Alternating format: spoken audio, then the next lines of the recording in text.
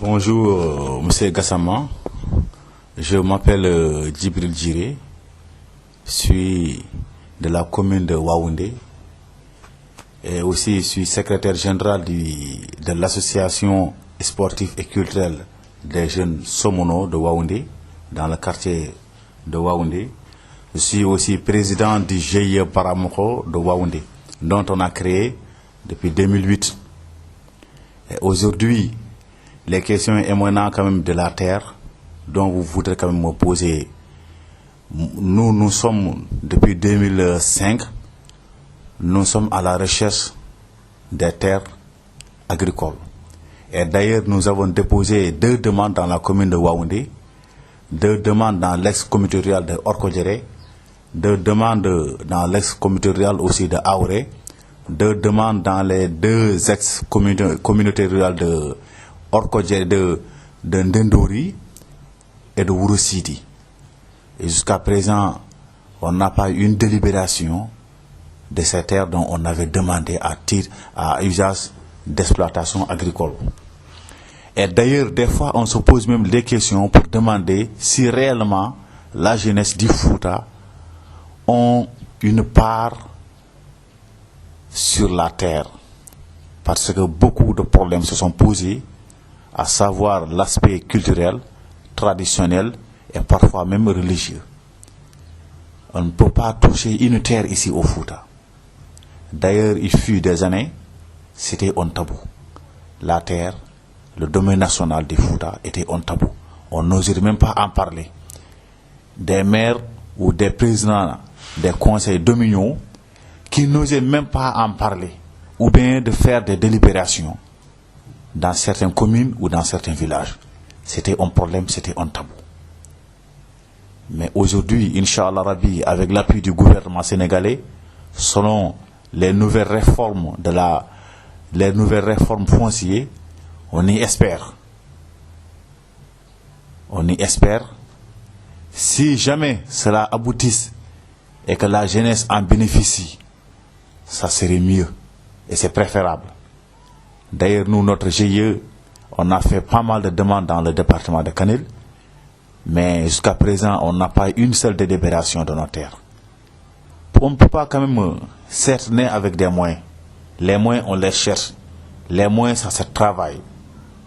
Une jeunesse qui s'est engagée, qui a eu quand même à créer son propre GIE, dont l'objectif est l'agro-silvo-pastoral, le commerce et le transport, et cette jeunesse doit être aidée. Parce que cause pour laquelle, pour avoir un GIE, il faut des démarches. Pour avoir une terre d'exploitation agricole, il faut des démarches. Une jeunesse déjà qui s'est engagée, qui s'est tournée vers l'immigration clandestine, et qui veut quand même financer dans son pays natal, qui est l'agriculture, qui est aujourd'hui une politique du gouvernement sénégalais. Le président Macky Sall l'a déjà adopté. L'ex-président Maître Abdoulaye Wade l'avait déjà adopté. Mais pourquoi pas cette jeunesse est laissée en rade, notamment les jeunes du Fouta, les femmes du Fouta. Le gouvernement doit faire un feedback et tourner un peu le dos et regarder en face la jeunesse du Fouta. La jeunesse du Fouta est oubliée. Les énormes programmes et les ONG qu'on entend ne financent pas les associations de jeunesse, ne financent pas les GIE des jeunes. Et ces GIE doivent être financés. C'est le futur du Fouta.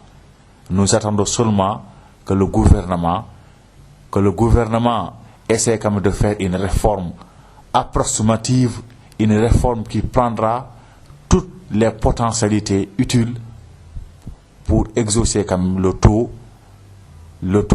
de cette croissance vers la jeunesse du Fouta. Est-ce que le problème, Si, ce sont des aspects qui posent blocage.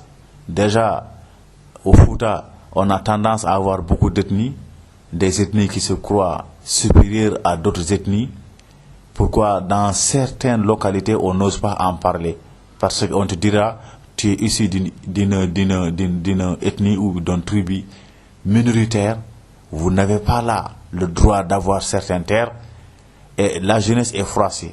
Parfois aussi, ce sont des problèmes culturels aussi qui se posent en disant que vous êtes castré, vous êtes un griot, bon, vous n'êtes pas issu de localité, votre père est un immigré qui vient quand même au Fouta, qui ne fait pas même un siècle. Vous êtes un étranger du Fouta. Vous êtes d'un ascendant étranger, vous êtes aussi étranger du Fouta. Ça, c'est un problème. Un autre problème, c'est le problème de pâturage. Parfois, on dira chez les Alpulaar, c'est mon père, c'est mon grand-père, c'est mon naïl qui allait au pâturage dans ce territoire-là. Ici, ça nous appartient. Même s'ils n'ont pas de titre foncier, même s'ils n'ont pas de délibération, étant donné qu'auparavant, leurs ancêtres, partaient en pâturage dans ces terres-là, on ne peut pas en bénéficier aujourd'hui. Même si le conseil municipal veut faire une délibération, il y aura un blocage. Eux, ils vont s'interposer.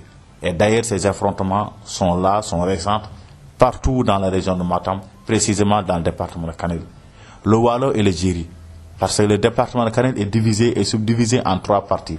Il y a le Waalo, qui est les villages riverains de la vallée du fleuve Sénégal. Il y a aussi les Djeri, qui sont les villages lointains de la vallée du fleuve Sénégal, 15 à 20 km de la vallée du fleuve Sénégal. Et l'autre partie aussi, c'est le Ferlo. Le Ferlo, ce sont les villages qui ne sont pas sur le littoral, qui sont aussi loin du Djeri. Au-delà du Djeri, on ne parle seulement que du Ferlo. Mais dans ce Ferlo-là, le problème qui se pose, c'est le problème d'eau. Parce que parfois, les puits qui se trouvent là-bas dans le Ferlo, ce sont des puits qui mesurent, qui ont des hauteurs de 70 profondeur, 80 à 99 profondeur, je l'ai vu au Ferlo. Ici, tout près, dans la commune de Aoré, précisément à Ndjot, dans le village de Ndjot. Il y a des puits qui ont 99 mètres. Et pour y accéder, c'est tout à fait un problème. Il faut avoir de gros moyens. Ça veut dire quoi? Soit avoir un forage, ou bien même avoir beaucoup de chevaux ou beaucoup d'ânes qui puissent puiser, tirer de l'eau dans ces puits. Ça, c'est un problème, ça, c'est un blocage vers la jeunesse. Mais le Waalo est impraticable. On n'ose même pas en parler du problème de terre dans le Waalo. Ce sont les villages riverains du fleuve. Parce que ce sont des villages dont le Sahel devrait aménager en vue d'aider les populations pour leur exploitation d'irrigation. Mais néanmoins, le Sahel ne peut pas tout exploiter. Et les villages et les villageois, même si la jeunesse de ces villages-là se sont levés pour demander des terres, ils ne peuvent pas y accéder. Déjà, le littoral aussi est frappé par un autre aspect, qui est l'aspect du changement climatique. Leurs berges déjà, le fleuve est en train de gagner leurs berges petit à petit. Si vous regardez de 1996 à nos jours, les berges du Waalo se sont partis avec l'eau, avec l'eau du fleuve.